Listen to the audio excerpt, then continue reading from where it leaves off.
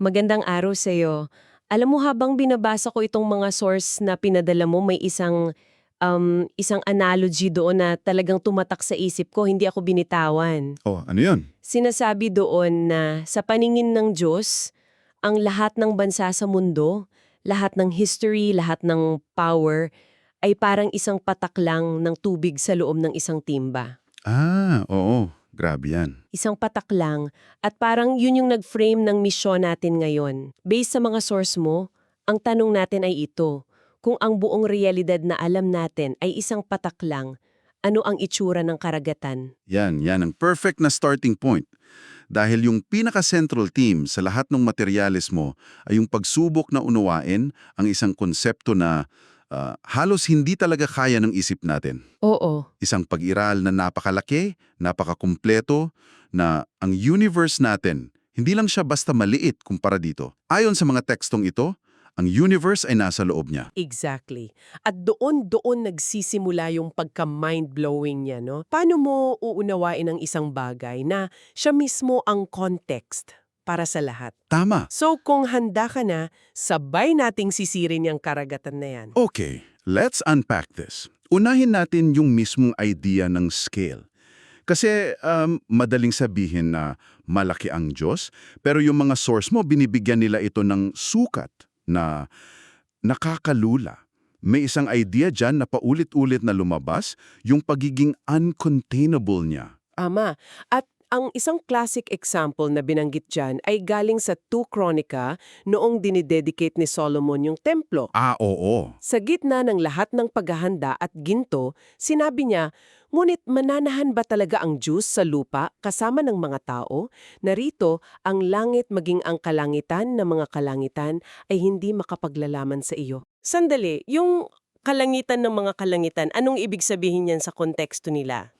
Parang yung pinakamalawak na konsepto ng universe na kaya nilang isipin. Eksakto. Para sa kanila, yun na yung absolute limit, the highest heavens. At sinasabi ni Solomon, kahit yun pa, kulang pa rin. Wow. Kaya ang implication na sinusuportahan din ng aklat ng gawa ay hindi mo talaga pwedeng ikulong o ilagay sa isang lokasyon ang Diyos. Yung templo ay hindi bahay niya in a literal sense. So ano yon? Isa itong itinalagang meeting place. Kumbaga, isang item sa kanyang calendar kung iisipin mo, pero hindi yun ang kabuuan niya. Okay, gets? At dito na babalik yung analogy kanina. Kasi para magets natin yung scale na yan, binigyan tayo ng Isaiah 40 ng isang visual aid. At grabe to. Ito yung sa patak ng tubig. Oh, ang mga bansa ay tulad ng isang patak mula sa timba at itinuturing na parang alikabok sa timbangan. Isipin mo yon, lahat ng pinaglabanan ng mga bansa, yung mga borders, ekonomiya, digma, sa paningin niya, kasing halaga lang ng alikabok. Alikabok na hindi nakakaapekto sa timbang. Tama, grabe. Ang bigat ng implication yan sa human pride, no? At dahil sa sukat na yan, may kasunod na sinasabi sa Isaiah 45:15. Doon, tinawag siya na isang Diyos na nagtatago ng kanyang sarili. Bakit daw siya nagtatago? Hindi ito dahil sa ayaw niyang magpakita. Ayon sa interpretasyon sa mga source mo, ito ay dahil sa kanyang kalikasan. Ang kanyang pag-iral ay napakaiba at napakalaki kumpara sa atin, na kung hindi siya mag-a-adjust, hindi natin siya makikita. So ang dating pala niyan, ayon sa Isaiah, ay para siyang isang Diyos na naglalaro ng hide and seek. Hindi mo siya basta-basta mahahanap by your own effort unless siya mismo ang magpakita sa'yo. Oo. Para kang isda na sinusubukang intindihin kung ano ang basa. Hindi niya kaya kasi yun ang buong realidad niya. Yan ang pinakaangkop na analogy. Ang anumang kaalaman natin tungkol sa kanya, ayon sa mga tekstong ito, ay hindi resulta ng ating discovery. Kundi, Ito ay resulta ng kanyang revelation, paghahayag. Tayo ay mga tagatanggap lang ng impormasyon na kanyang piniling ibigay.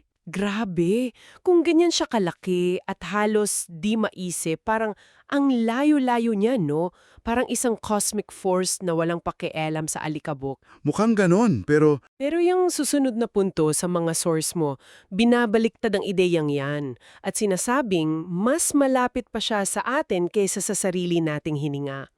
Dito nagiging personal ang usapan. Oo, at yan yung duality na kailangang hawakan. Mula sa pagiging uncontainable, pumapasok tayo sa konsepto ng pagiging sustainer. Tagapagtaguyod. Tama. At ang sipi mula sa Gawa 17:28 ang pinakamalinaw dito. Sapagkat sa Anya tayo ay nabubuhay at kumikilos at nasa sa atin ang ating pagkatao. Para pala siyang yung operating system ng buong universe. Sa kanya tumatakbo lahat ng apps, mula physics hanggang biology. Mhm. At kung mag-shutdown siya, lahat tayo kasama sa pag-crash. Yun ba ang dating? Mas matindi pa dyan. Kasi ang operating system hiwalay pa sa computer. Dito, ang sinasabi ay siya ang mismong kuryente, ang hardware at ang software, lahat. Grabe. Ipinapaliwanag yan sa Job 34.14. Sabi ron, kung babawiin niya ang kanyang espiritu at hininga, lahat ng laman ay mamatay na magkakasama at ang tao ay babalik sa alabok. Teka, yung pagbalik sa alabok, literal ba yan o may mas malalim na kahulugan? Kasi yung mga source mo, parang sinasabi na hindi lang ito basta pagkamatay. Mas malalim, ang ideya na inilalatag ay ang pagbabalik sa di pag-iral. Non-existence. Oo, non-existence. Ibig sabihin, ang pag-iral mismo ay hindi isang default state. Hindi ito isang bagay na kapag nandito ka na, permanente na. Ito ay isang aktibong kaloob na ibinibigay sa bawat nanosecond. Wow. Kung ititigil ng Diyos ang pagbibigay ng kaloob na yan, hindi ka lang mamamatay. Para kang isang computer file na na-delete, hindi lang na-shutdown. You cease to exist. Wow, okay. So, yung pag-iral natin ay parang isang kanta na patuloy niyang inaawit. Kapag tumigil siya, tapos din yung kanta. Nakakalula yan. Oo. At dito, sa tingin ko pumapasok yung pinaka-complex at pinakamahiwagang parte ng mga source mo. Ang incarnation, ang pagkakataong tao. Oo. Okay, teka. Dito ako medyo nalito at humanga sa mga source mo. So sinasabi rito na yung parehong persona na nagpapanatili sa gravity, sa pag-ikot ng mga bituin, at sa bawat hininga mo, Siya mismo. siya mismo ay naging tao na kailangan ding huminga at sumunod sa gravity. Bago tayo magpatuloy para lang malinaw sa lahat, ano ba ang ibig sabihin ng ikalawang persona ng Diyos na ito sa konteksto ng mga source mo? Okay, so sa teologiya na ipinipresenta ng mga materyales mo, ang Diyos ay isa, pero umiiral bilang tatlong persona. Ama, Anak at Espiritu Santo. Hindi sila tatlong Diyos. Iisang Diyos, verse, ay hinubad ang kanyang sarili ayon sa isang teksto. Pumasok siya sa sarili niyang creation. Tama. Parang yung programmer ng laro na pumasok sa sarili niyang code bilang isang non-playable character. Paano nangyari yon? Iyan ang sentro ng misteryo. Tahasang sinasabi ng mga teksto na hindi natin ito kayang lubusang unawain, pero yun ang claim. Anong claim? Habang siya ay naglalakad sa Galilea, napapagod, nagugutom at natutulog, siya pa rin sa parehong sandali ang persona na nagpapanatili sa mismong lupa na tinatapakan niya. Mayan, sa hangin na hinihinga niya at sa mga bituin sa itaas niya. Isang kabalintunaan, isang paradox. Ang ugat ng realidad ay naging bahagi ng realidad na yun. At ang dahilan daw nito, ayon sa mga source, ay para makita at makasalamuha ng tao ang Diyos nang hindi sila, natutunaw. Oh, Kasi kung yung full glory ng karagatan, ang harap sa patak ng tubig, mawawala yung patak.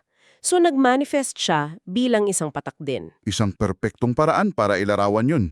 Naging tulay ito sa pagitan ng may hangganan at walang hangganan. At yung tulay na yan ang nagdadala sa atin sa huling malaking tema sa mga source mo na direktang nanggaling sa mga turo niya nung nandito siya. Ang konsepto ng buhay at kamatayan. Oo. Kasi kung ang pananaw niya sa space at time ay sobrang iba, malamang yung pananaw niya sa life and death, iba rin. Tumpak! At may isang crucial na eksena sa Lucas 20 na binibigyang diin sa iyong mga materyales. Dito, hinarap si Jesus ng mga Saduseo. Right, yung mga Saduseo. At ang mahalagang tandaan dito, ang mga Saduseo ay isang sekta ng mga Hudyo na hindi niya niniwala sa muling pagkabuhay. Para sa kanila, kapag patay ka na, tapos na. So sinubukan nilang itrap siya, gamit yung isang logic puzzle tungkol sa isang babaeng nagkaroon ng 7 asawa. Tama? Kung may resurrection, kaninong asawa siya? Isang classic na gotcha question, no? Eksakto. Pero ang sagot ni Jesus, hindi lang sinagot yung tanong, kundi binago niya ang buong framework ng usapan. Sabi niya, siya ay hindi Diyos ng mga patay, kundi ng mga buhay, sapagkat sa Kanya, ang lahat ay buhay. Itong huling statement na to. Sa Kanya, ang lahat ay buhay. Yan yung linyang kailangang nating himayin. Kasi sa unang dinig, parang kontra sa realidad. Paano magiging buhay ang lahat? Ang dami-dami nang namatay. Ang mga source mo ay nagbigay ng dalawang posibleng interpretasyon dito. Ano yung una? Okay, yung unang interpretasyon ay nakabase sa timing. Ayon sa view na ito, buhay ang lahat dahil hindi pa nangyayari ang final judgment. Ang mga kaluluwa ng mga namatay ay nasa isang intermediate state. Isang waiting state. Oo, isang waiting state. Ang konsepto ng kamatayan na alam natin, yung biological death, ay hindi pa yung final na kamatayan. Ang tunay at pinal na kamatayan na tinatawag sa mga source na ikalawang kamatayan ay yung pagbabalik sa di pag-iral na pinag-usapan natin kanina. Yung parang pagiging deleted. Yun mismo. So, habang hindi pa nangyayari yung final deletion na yon, lahat ng nilikha na may kaluluwa ay technically umiiral pa rin. Kaya sa pananaw ng Diyos na nasa labas ng oras, buhay sila in a sense. Para silang nasa isang cosmic waiting room. Yun ang idea. Hindi pa tapos ang kwento nila kaya hindi pa sila maituturing na patay sa absolutong kahulugan. Okay, malinaw yun. Ano naman yung pangalawang interpretasyon? Kasi ito medyo mas matindi ang dating eh. Oo, mas matindi to. Ang ikalawang interpretasyon ay mas nakatuon sa spiritual status, hindi sa timing. Dito ang pariralang buhay ang lahat ay hindi tumutukoy sa lahat ng tao in general. Exclusive lang. Exclusive, para lang sa mga taong may relasyon sa Diyos. Sa pananaw na ito, kapag sinabi ni Jesus na ang Diyos ay Diyos ni Abraham, Isaac at Jacob, ang sinasabi niya ay sila ay buhay sa pananampalataya, ay ang pagiging konektado sa Kanya na siyang source ng buhay, at ang kamatayan ay ang pagiging hiwalay sa Kanya. So nang kausapin ni Jesus yung mga Saduceo, Sa pananaw na ito, para siyang nakikipag-usap sa mga patay na sa espiritual. nakakalito pero may sarili siyang logic. At para suportahan yung idea ng waiting state mula sa unang interpretasyon, binanggit din sa mga source mo yung sinabi sa Gawa 2:34. Yung tungkol kay David? Oo, na kahit si Haring David na isa sa mga pinakaimportanteng tao sa Old Testament ay hindi pa raw umakyat sa langit. Instead, inilarawan ang estado niya bilang pagtulog. Ng pagkabuhay para sa isang partikular na grupo. Ang layunin daw nito, ayon sa mga source mo, ay para patunayan na ang pamumuhay ayon sa kalooban ng Diyos ay posible at matuwid. Isang klase ng cosmic Validation, parang ganun. At pagkatapos niyan, magkakaroon ng general judgment kung saan lahat ng iba pang patay ay bubuhayin. Dito na magkakaroon ng final separation. buhay na walang hanggan o yung ikalawang kamatayan. Eksakto. At ang buong prosesong to, ayon sa mga materyales mo, ay idinisenyo para ipakita sa lahat ng nilikha, anghel man o tao, ang katarungan at pag-ibig ng Diyos. Para walang tuda sa huli kung bakit ganito o ganoon ang naging hatol. So hindi siya basta-basta, okay, guilty, next. Meron siyang proseso na naglalayong i-reveal yung character mismo ng Diyos. Grabe, ang dami nating na-unpack. Talaga? Okay, so para i-recap ang ating paglalakbay, nagsimula tayo sa isang patak ng tubig sa isang timba.